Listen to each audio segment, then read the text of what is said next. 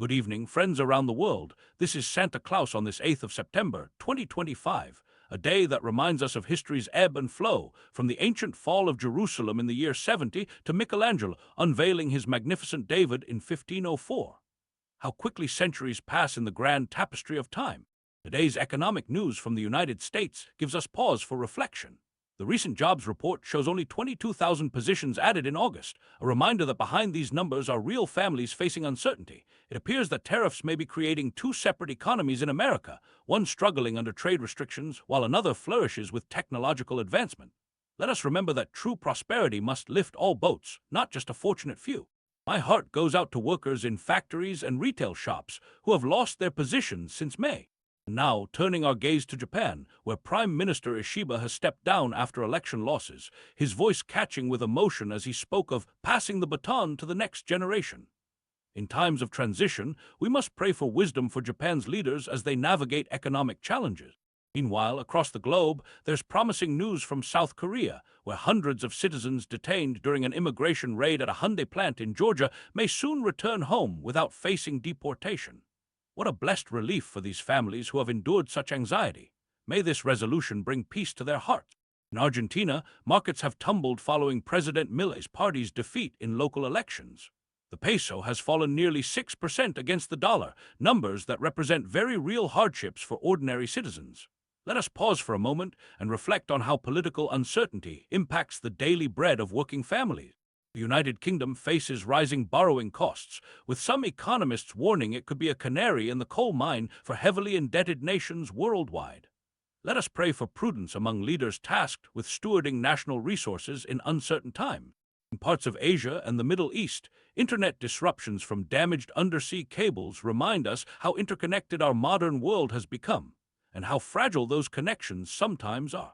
Indonesia has replaced its respected finance minister Sri Mulyani with an economist promising rapid growth.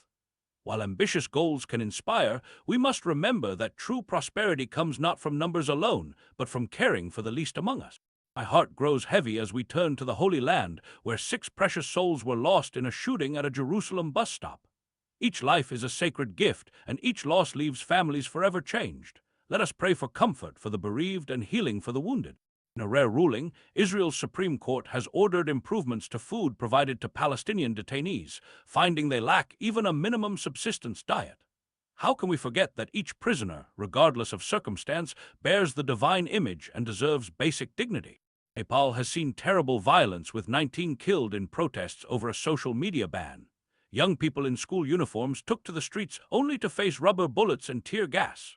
What pain fills a parent's heart when their child leaves for school but doesn't return? Let us pray for peace in Nepal.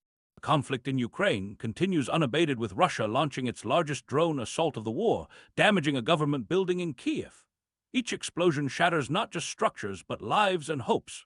Despite efforts at peace talks, the suffering continues, a reminder that true peace requires not just negotiations but a genuine change of heart. In France, Prime Minister Bayrou warns of a fiscal crisis as he faces a confidence vote he's expected to lose. "You have the power to bring down the government," he told lawmakers, "but you do not have the power to erase reality." How wise those words. Reality remains whether we acknowledge it or not.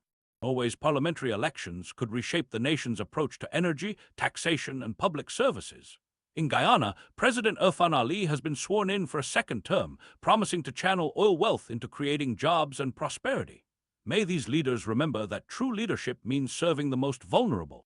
Tragically, jihadists have killed at least 60 people in northeastern Nigeria, many of whom had only recently returned home after years of displacement. And in Turkey, the main opposition party faces a legal crackdown, with police barricading their Istanbul headquarters. Let us hold these situations in our hearts and pray for justice and peace. Finally, falling lumber prices in the United States may signal trouble ahead for housing markets and the broader economy. Behind these market fluctuations are real families hoping to build or buy homes, dreams that may now face delays or disappointment. As we reflect on today's news, I'm reminded that in every challenge lies an opportunity for compassion. In a world of uncertainty, let us be beacons of hope, extending kindness to neighbors near and far. For it is not in economic indicators or political victories that we find our true worth, but in how we care for one another, especially those most in need. Until tomorrow, may peace fill your hearts and homes.